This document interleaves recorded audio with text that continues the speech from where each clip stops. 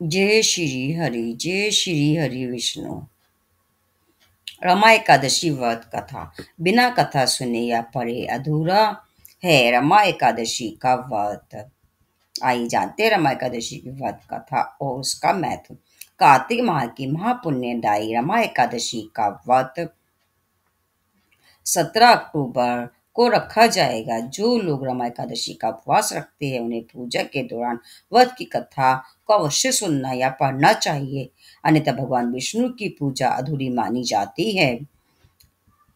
एक साल में 24 एकादशी आती हैं। प्रत्येक एकादशी के व्रत का महत्व और उससे जुड़े नियम एक दूसरे से अलग हैं। कार्तिक माह के कृष्ण पक्ष की एकादशी तिथि को रमा एकादशी के नाम से जानते हैं। आइए सुनते हैं रमा एकादशी की व्रत कथा।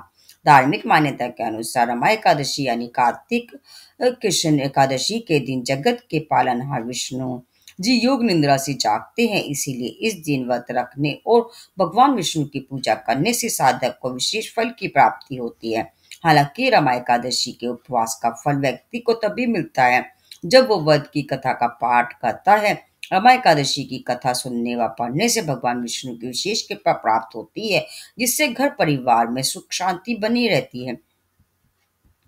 रमा एकादशी की व्रत कथा। पुरानी कथा के अनुसार प्राचीन काल में मुचुकुंद नाम का एक राजा था जो भगवान विष्णु का परम भक्त था। सत्यवादी राजा मुकुंदचंद की एक पुत्री थी जिसका नाम चंद्रभांगा था। चंद्रभांगा का विवाह नगरी के राजा के पुत्र शोभन से हुआ था। राजा मुचुकुंद हर साल एकादशी का व्रत रखते थे। राजा के अलावा उनके राज्य के सभी लोग भी ये व्रत पूरे मन से और श्रद्धा के साथ रखते थे। चंद्रमाया के पति शोभन का दिल काफी कमजोर था, जिसके कारण वो व्रत नहीं रख सकते थे, लेकिन अपनी पत्नी के कहने पर शोभन ने एकादशी का व्रत रखा। लेकिन व्रत का पारण करने से पहले ही शोभन की मृत्यु हो गई।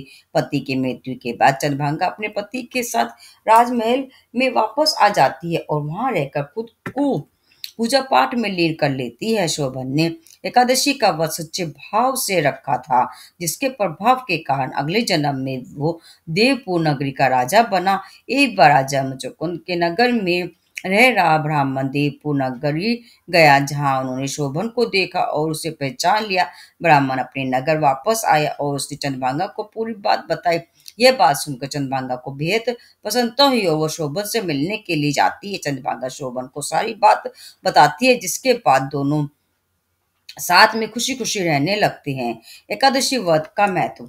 माना जाता है कि 8 साल की उम्र से चंद्रभांगा एकादशी का व्रत रख रही थी, जिसका समस्त पुण्य वो शोभन को सौंप देती है। इसी वजह से शोभन अगले जन्म में राजा बना और उसकी नगरी में कभी भी किसी चीज की कमी नहीं होती है। इसी के बाद से हर साल कार्तिक माह में आने वाली कृष्ण पक्ष की एकादशी तिथि के दिन लोग रमा एकादशी का व्रत रखते हैं, जिसके कारण उनके जीवन में सदा सुख शांति बनी रहे और उन्हें कभी किसी चीज की कमी ना हो। ये थी रमा एकादशी की व्रत कथा और रमा एकादशी की व्रत कथा का महत्व।